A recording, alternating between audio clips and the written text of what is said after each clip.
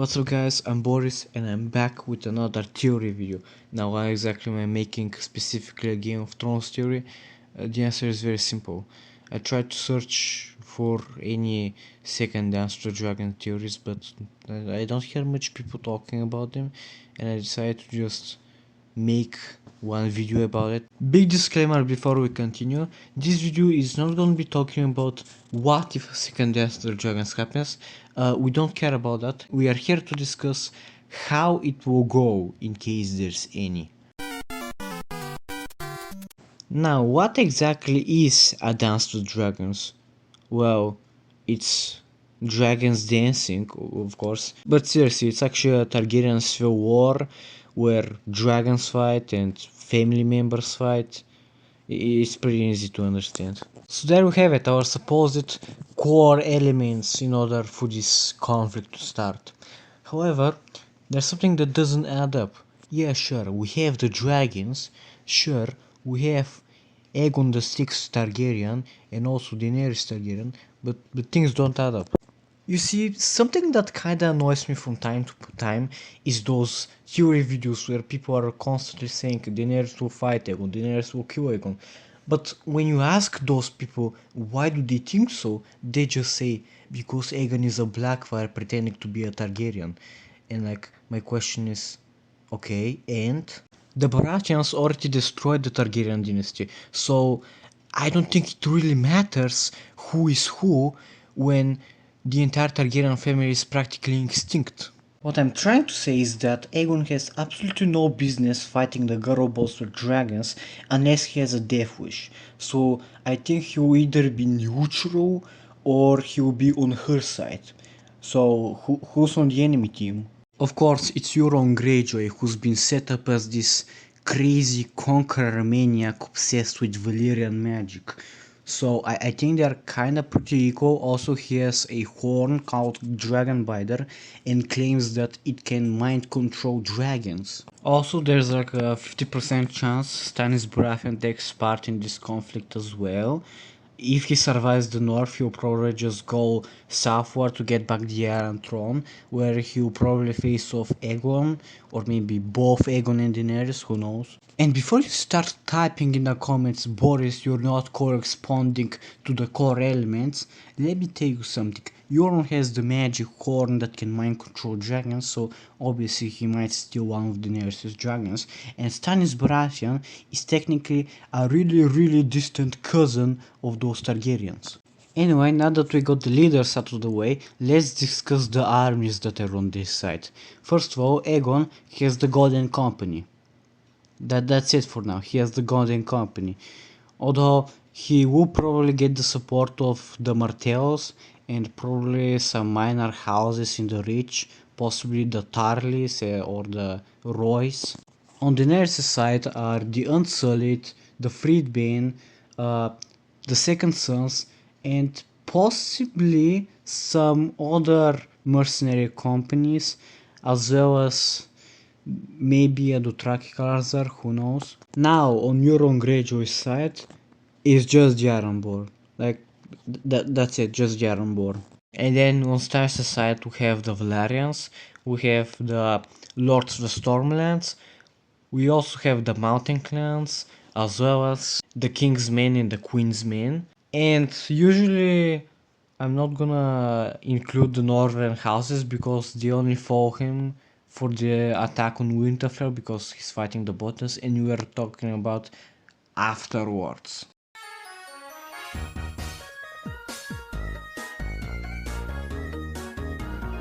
Okay, now this is probably the reason why you clicked on this video, expecting me to start explaining how Daenerys' dragons will kill each other. However, I think it's a little bit more complicated than that. Going back on the whole Daenerys versus Aegon theory, many people seem to think that Aegon will just bond with one of Daenerys' dragons and that they'll have a big dragon fight. But the thing is that this is kind of a stupid theory. You see, this isn't like the ordinary Targaryens we've already seen before, where they have a special bond with the dragon they ride. In Daenerys' situation, she's literally called the mother of dragons, and she actually treats her dragons like her children.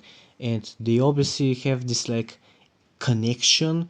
What I'm trying to say is that it's morally impossible for Daenerys to kill one of her own dragons simply because some random guy she doesn't like happened to bond with said dragon. So how are we gonna get those dragons to fight? Well, that's a pretty interesting question. During the Battle of Fire, Victorian Greyjoy decides that he will somehow claim a dragon. Although to be honest, we all know that he's a bit of an idiot. Dragonbinder is this supposedly magical horn that when you blow it, it binds a dragon to your will. But the catch is that whoever blows it just dies. Like, it just sucks out their lungs or something, I don't know. So, how do you actually claim a dragon when you die while using the horn?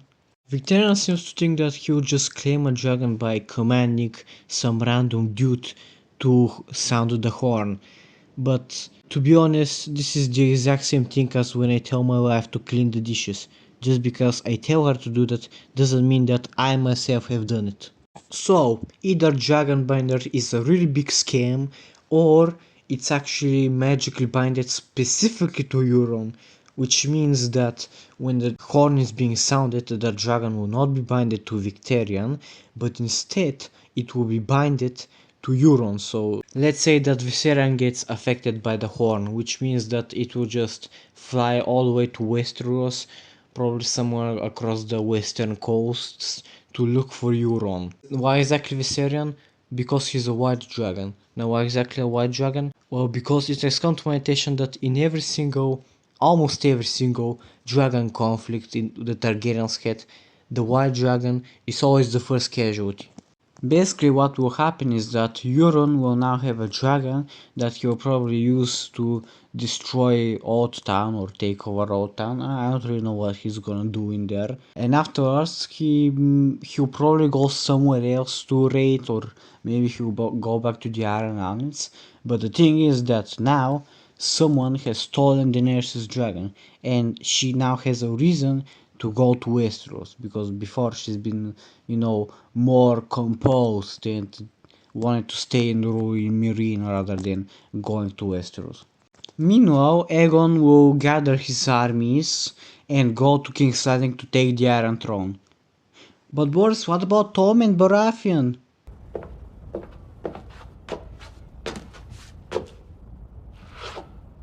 Of course, when Aegon gets to King's Landing, there'll probably be some sort of big battle before he takes the Iron Throne and forces all the lords in the Red Keep to bend the knee. Now, why am I explaining all of this? Well, because it's said that a rider and a dragon have some sort of like emotional bond, like they both share the exact same emotions. However, Daenerys is a more composed woman, she can hold her anger, meanwhile Drogon is a literal aggressive beast. So my theory is that when she gets to Westeros, she'll find herself in all these situations that make her angry, like, Aegon has already taken the Iron Throne and everyone supports him instead of her, and also Euron Greyjoy has stolen her dragon, which means that her anger will be transferred to Drogon, who, unlike her, cannot hold his anger and will just go, let's say, all the way to the Iron Islands to burn Euron alive. However, since Euron will most definitely be riding Viserion, this means that a fight could ensue between the dragons, and of course Drogon would win because he's the bigger, stronger, more aggressive dragon. So there you have it, you get your dragon fight, except it's not something that was done by Daenerys, but it was actually an accident done by the actions of her own dragons, which I personally think is way better than just saying Daenerys wants to kill Aegon. Also, for the 10% of Game of Thrones fans that for some reason want Daenerys to go mad, now I have an excuse. This accident happened and she starts burning all the cities in the Iron Islands. Oh wait, I completely forgot about Stannis Baratheon. Okay, let's say that Stannis managed to capture Winterfell and is going all the way back south. However, here's the problem. His army would probably be really small and would need some sort of replenishment afterwards. One of the ways he could do it is probably install a new puppet lord of Winterfell to get the northern houses on his side, possibly. He could also take the Vale on his side, considering that they've been staying neutral for these recent conflicts. Although I find it most unlikely that they will join his side now that the Targaryen with dragons have arrived. So I guess he's out of options. Oh wait, he can still burn people alive! Yeah, so George R. R. Martin himself has confirmed that Stannis will burn his daughter just like it happened in the show. Although I think that it will have a little bit more reason rather than being like in the show.